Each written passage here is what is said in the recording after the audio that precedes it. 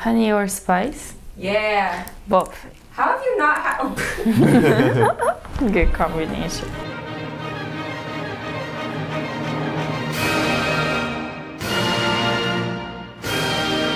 So you are reacting to the girl group LIGHTSUM for the first time. So of course I need to have you guys guess. What do you think the name LIGHTSUM means? Light some candles because you smell.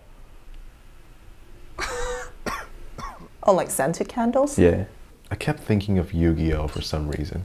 Light some candles because it's dark in here. No. No, maybe like the sum of all of the light in the world becomes like this group and their sound and this bright, or wonderful, the sum sunshiny day. of the fandom support is the light for our group's fighting. Henry's the closest. I bet. The meaning behind their name is bright lights will come together as one sum. Yeah, that's Yu-Gi-Oh! Oh.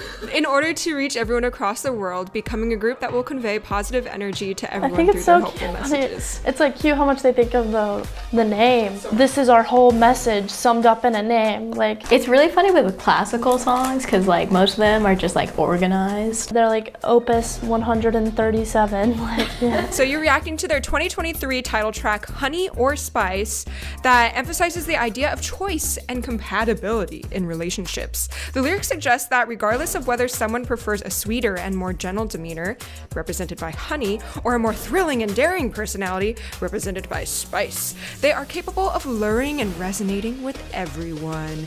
The lyrics celebrate individuality, thank you, and encourage listeners to embrace their unique characteristics and the choices they make in relationships. And if they're gonna have musical motifs that somehow sound sweet or somehow sound savory or spicy, it's all gonna live in one song. So I'm gonna see how they try to kind of evoke sweet or spicy sound. The song is composed by Carlel Fernandez, Hotboy Rich, Jake K, Timothy Bent on Success Bullock, and Val Del Prete. 3, 2, 1.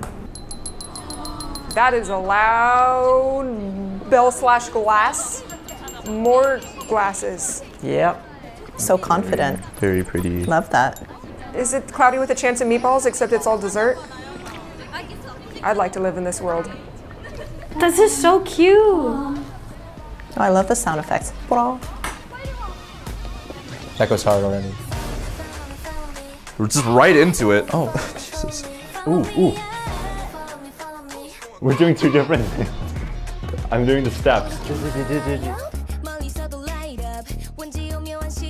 Do it again. Whoa, harmonies. I love that.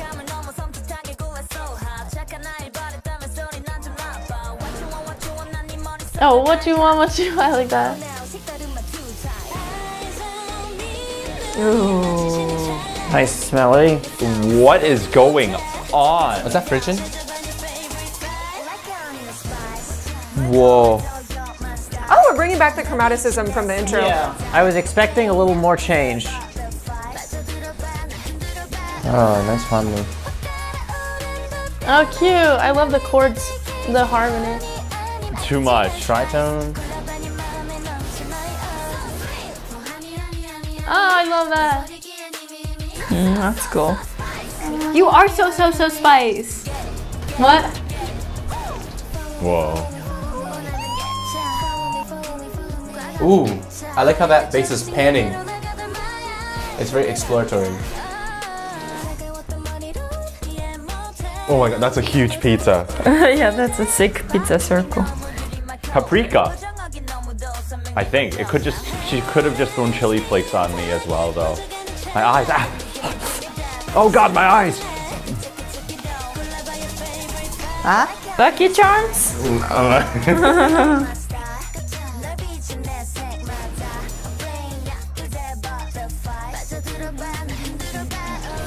It's crazy how they go to 7. I love those chords. I love that 4-3. That 4-3 movement. No post-chorus this time. Ooh. They never let up on that low. Boom, boom, Boom. Ooh, things switch the heck up. Aw. That was such an interesting section. The talk show background is very appropriate because I feel like I'm in some talk show with over dramatic music. Boom. That jump up to the minor seventh is really nice. I think also like the major third is in the chord, so you hear that tritone pretty starkly, which is nice. I love that. Honey, honey, honey.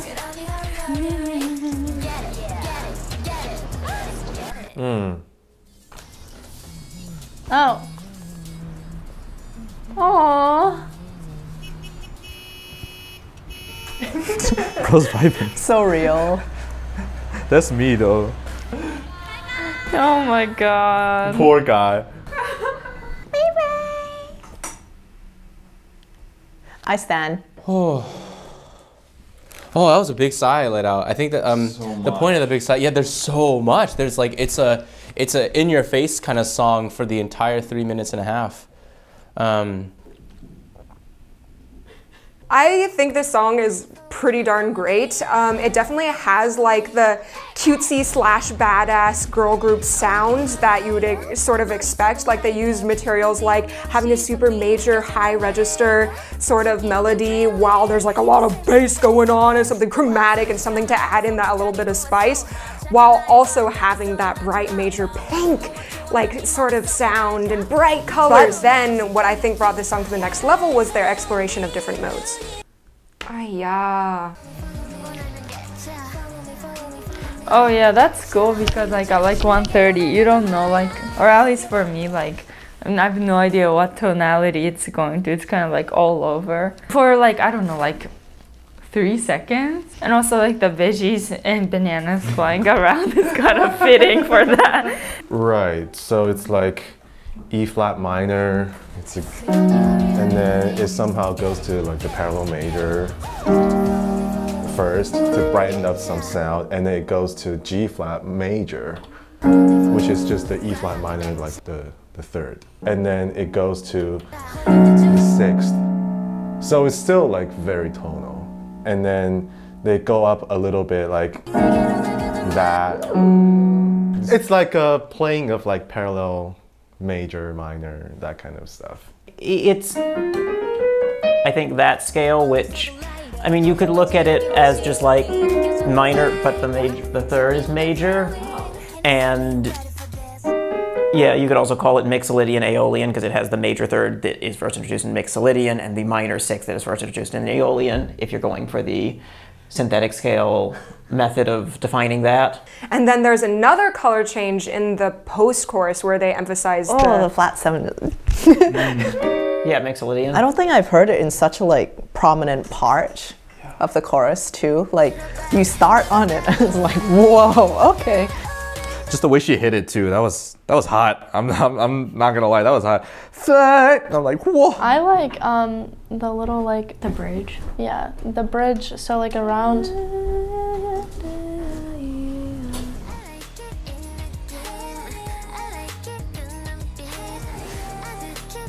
majorish, minor.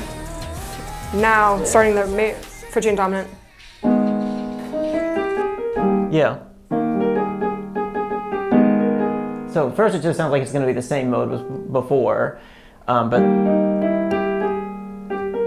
I think it was that line. But yeah, the vocals add in the F flat. Yeah. That makes it Phrygian dominant. That you like hear in every freaking movie when they go to a Middle Eastern country, because that's foreign. And then in here, like you're gonna show Spice and you're gonna play that. That's a little too on the nose. But that's my personal preference. Somebody actually might like that, of like, ooh, it sounds spicy. It does like give us the feel of like being somewhere else suddenly, like. So I think that's what I like about it, and it's unexpected. What do you think the choice of playing with raised and lowered 3, raised and lowered 7, like, adds to this song? Some honey or spice.